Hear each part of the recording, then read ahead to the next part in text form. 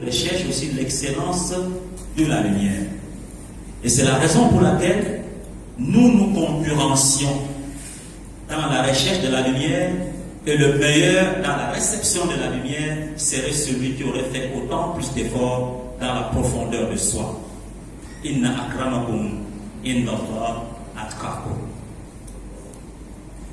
Et c'est la raison pour laquelle nous autres, dans la tariqa de Tidjaniya, nous devons faire ce que j'ai appelé la rénovation sociale. La rénovation sociale en matière de coexistence pacifique supposerait à entreprendre autant de choses comme celle-ci déjà, et bien d'autres encore chantiers d'où on nous verra avec d'autres courants de pensée qui diffèrent de notre pensée. Mais au nom de l'humanisme et de l'humanité, nous collaborons parce que nous sommes des agents de paix. C'est en ce moment-là qu'on dira, comme vous le voyez dans d'autres cieux, que lorsqu'il y a ce qu'on a appelé conférence nationale, on demande aux évêques certifiés au Congo de présider la conférence nationale. Parce qu'on suppose qu'ils ont donné trop de preuves de ce travail et méritaient des personnalités, une personnalité morale capable de pouvoir le mener. Il faut le mériter. C'est un travail de rénovation sociale. La rénovation spirituelle, oui, il le faut aussi. L'ouverture dans le partage avec les autres. Je parlais tout à l'heure avec Cheikh Baro et nous partageons ensemble dans un livre où d'autres courants de pensée soufis ont écrit, qui nous sont aussi utiles. Donc, on ne peut pas le faire discrètement, mais on peut aussi le faire de manière ouverte, car l'enfermement mène à l'extrémisme et au radicalisme, et ce sont les semences du terrorisme plus tard. Car de l'extrémisme et du radicalisme, on arrive à la terreur. Et la terreur, elle peut être religieuse, elle peut être politique, elle peut être économique, elle peut être ethnique, donc sociologique. Mais en tant que religieux, nous sommes les solutions à toutes les hic et les hic si nous avons fait le travail de la ressemblance. Le travail de la ressemblance veut dire il est paix. Nous devons être paix à notre niveau et nous devons avoir ces qualités en nous intérieurement, nous devons les exercer.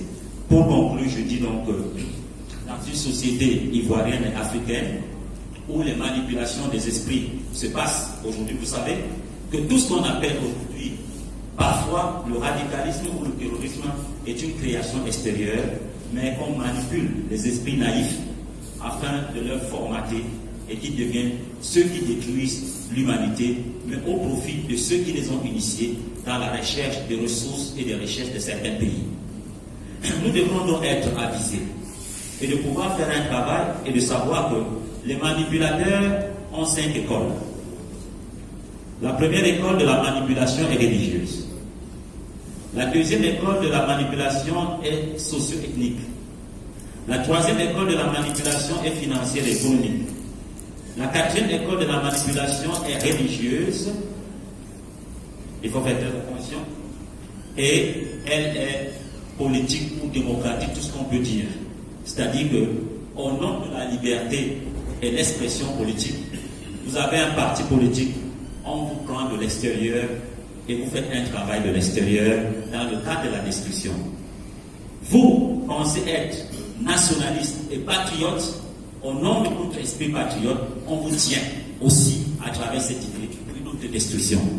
Alors, il faudrait simplement que notre intelligence, dans le cadre de la promotion de la paix, nous sorte de la naïveté et nous garde un esprit d'éveil. Et c'est la raison pour laquelle Allah subhanahu wa ta'ala, à plusieurs endroits, il nous dit Afala ta'qilu, Afala yatadabbaru. Donc tout ça nous renvoie à avoir une pensée, une réflexion assez active. Si j'en ai fini ainsi, donc je vous remercie. Votre aimable attention. Wassalamu alaikum wa rahmatullahi wa barakatuh.